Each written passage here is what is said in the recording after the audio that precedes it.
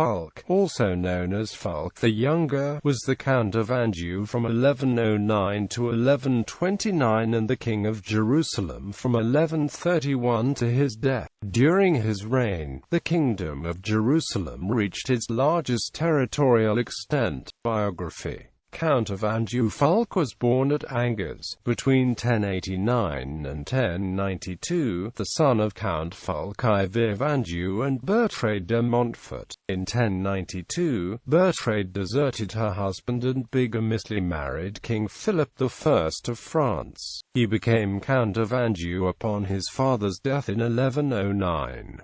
In the next year, he married Ermengarde of Maine, cementing Angevin control over the county of Maine. He was originally an opponent of King Henry I of England and a supporter of King Louis VI of France. But in 1118 or 1119 he had allied with Henry when he arranged for his son and heir William Adelin to marry Henry's daughter Matilda. Fulk went on crusade in 1119 or 1120, and became attached to the Knights Templar. He returned late in 1121, after which he began to subsidize the Templars, maintaining 2 knights in the Holy Land for a year. Much later, Henry arranged for his daughter Matilda to marry Fulk's son Geoffrey of Anjou, which she did in 1127 or 1128. Crusader and King. By 1127 Fulk was preparing to return to Anjou when he received an embassy from King Baldwin II of Jerusalem. Baldwin II had no male heirs but had already designated his daughter Melisende to succeed him. Baldwin II wanted to safeguard his daughter's inheritance by marrying her to a powerful lord. Fulk was a wealthy crusader and experienced military commander, and a widower. His experience in the field would prove invaluable in a frontier state always in the grip of war. However, Fulk held out for better terms than mere consort of the Queen. He wanted to be king alongside Melisende. Baldwin II, reflecting on Fulk's fortune and military exploits, acquiesced. Fulk abdicated his county seat of Anjou to his son Geoffrey and left for Jerusalem, where he married Melisende on the 2nd of June 1129.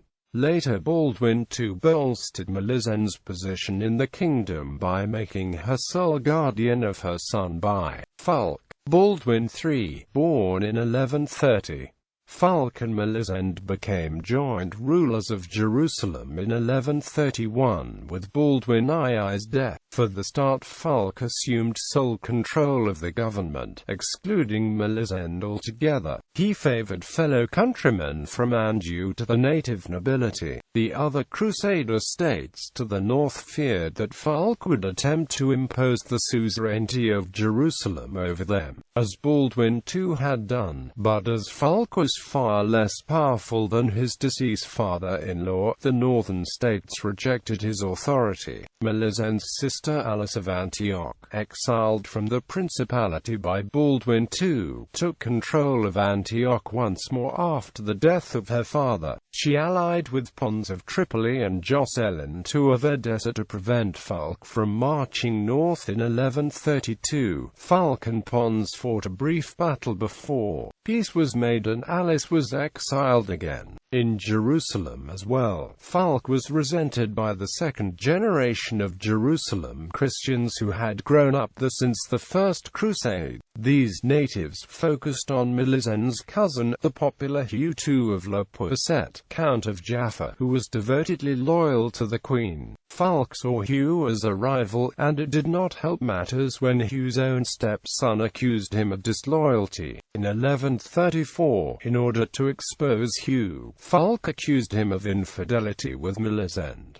Hugh rebelled in protest. Hugh secured himself to Jaffa and allied himself with the Muslims of Ascalon. He was able to defeat the army set against him by Fulk, but this situation could not hold. The Patriarch interceded in the conflict, perhaps at the behest of Melisende. Fulk agreed to peace and Hugh was exiled from the kingdom for 3 years, a lenient sentence. However, an assassination attempt was made against Hugh. Fulk, or his supporters, were commonly believed responsible, though direct proof never surfaced. The scandal was all that was needed for the Queen's party to take over the government in what amounted to a palace coup. Author and historian Bernard Hamilton wrote that Fulk's supporters went in terror of their lives in the palace. Contemporary author and historian William of Tyre wrote of Fulk, "He never attempted to take the initiative, even in trivial matters, without consent." The result was that Melisende held direct and unquestioned control over the government from 1136 onwards.